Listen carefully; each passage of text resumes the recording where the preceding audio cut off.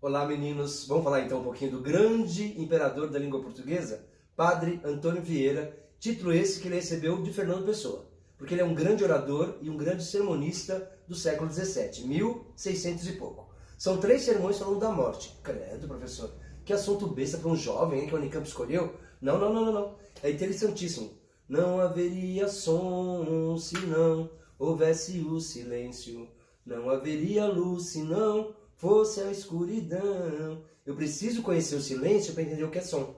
Eu preciso conhecer a escuridão para dar valor para a luz. Eu preciso entender que existe a morte para dar valor para a vida. Que bens, que presente divino que é a morte. Se não existisse a morte, já imaginou se as coisas não acabassem? Porque lado ruim, ônus, o bem acaba. Bônus, o mal também acaba. Um dos castigos do vampiro é que ele não morre nunca. Não morrer é o castigo. O fim é necessário. O fim é necessário para a gente dar valor para as coisas, para a vida fazer mais sentido. Essa é a doutora Ana Cláudia Arantes, uma das maiores pensadoras do Brasil sobre a morte, sobre o luto. Olha o que ela fala. A morte é uma ponte para uma vida que tenha sentido. Quando as coisas acabam... Ou vamos lá, essa pandemia, esse número tão grande de pessoas que estão morrendo, não faz a gente dar valor para a vida? Quem já perdeu um grande amigo jovem, você tem uma responsabilidade, é fazer sua vida valer a pena. Porque seu amigo não vai ver rugas no rosto. Seu amigo não vai ver um monte de coisa, e você vai. Então dê valor para sua vida.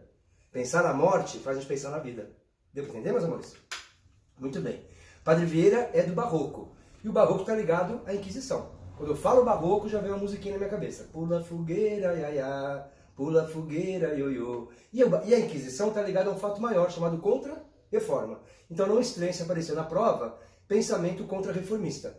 Tá certo ou não? E o Padre Vieira, que é da Contra-Reforma, então ele é um homem do Barroco, ele vai usar algumas figuras de linguagem. Todos nós sabemos, né? Tem um pensamento sinuoso, ele vai usar muito antítese, paradoxo e hipérbato. Antítese e oposição, dia, depois fala noite, vida, depois fala morte. Paradoxo é junto, silêncio, eloquente, doce, amargura, morto, vivo, isso é um paradoxo. E hipérbato são as frases invertidas, fora da ordem, né, sintática natural de uma língua. Muito bem. Padre Vieira, vocês lembram que o Barroco tem 2 turmas? Tem o cultismo e o conceptismo. Ele é conceptista. Ele vai usar raciocínios lógicos para chegar onde ele quer. Agora tem uma coisa que é interessantíssima. Para mim é uma pergunta bem assim óbvia para o Unicamp, né? O que eu espero de um padre, de alguém que está defendendo um pensamento contra-reformista? Que ele só dê exemplos bíblicos. Então ele vai citar Lázaro, vai citar Davi, vai citar Salomão, Elias, Enoque, mas ele também cita Aristóteles, Platão, Sêneca. Então, isso é uma coisa interessante. O Padre Vieira, ele foge, ele vai além do pensamento contra-reformista. Isso mostra o tamanho da cultura que ele tem. A hora que ele fala de pessoas da cultura greco-romana. Eu não espero que um padre fale da cultura greco-romana. Tudo bem, meus amores? Um dos exemplos bíblicos que ele mais fala vai ser do mito adâmico, do Adão. Você sabe, né? Adão, todos nós, né, segundo a fé cristã, trabalhamos, sofremos por causa do maldito do Adão. Tá certo ou não? Então é o mito adâmico. E qual foi o castigo que Deus deu para Adão? Matar o Adão? Viver. O castigo foi viver. Tá certo? Então o Adão é o responsável por tudo que a gente passa. E aí o Padre Vieira vai usar ele nos 3 sermões. No primeiro sermão, que quem leu sabe disso, gente, né? São mais de 50 páginas cada um desses sermões, porque sermão naquela época não é como hoje. Um sermão chegava a durar 1h30, 2 horas, um sermão. Então como é que a pessoa ia guardar o que o padre falava? Ele repete 500 vezes a mesma coisa.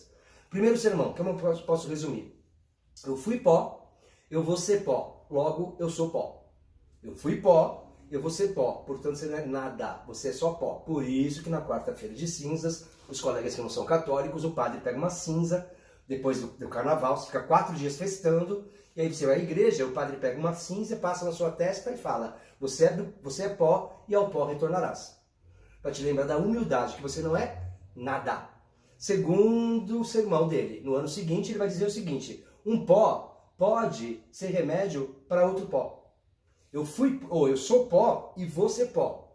Tudo bem? Então o pó que eu vou ser pode corrigir o pó que eu sou.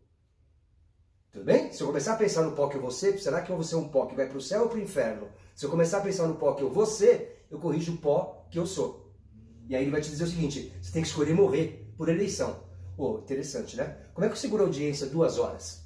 Deixa ele alerta. Quando o padre fala que você tem que morrer por eleição, por escolha, te leva a pensar o quê? No suicídio. Mas não é isso que ele está sugerindo. Aí eu não vou te contar, você tem que ler meu PowerPoint ou ler o resumo, o sermão. Tá certo ou não? Será que ele está sugerindo suicídio? Eu fui pó, você pó, logo eu sou pó. Se eu sou pó e você pó, o pó que eu vou ser pode corrigir o pó que eu sou. E o terceiro sermão vai dizer o quê? A gente ama a vida e odeia a morte. A função desse terceiro sermão é fazer o contrário. Você tem que começar a amar a morte e detestar a vida. Porque dependendo da vida que você tiver, depois vai vir a morte eterna. Para que eu tenha uma vida eterna, eu tenho que ter uma vida melhor aqui. Tá certo? São 3 reflexões, não sobre a morte, mas na verdade sobre a vida. Boa leitura. Tchau, tchau.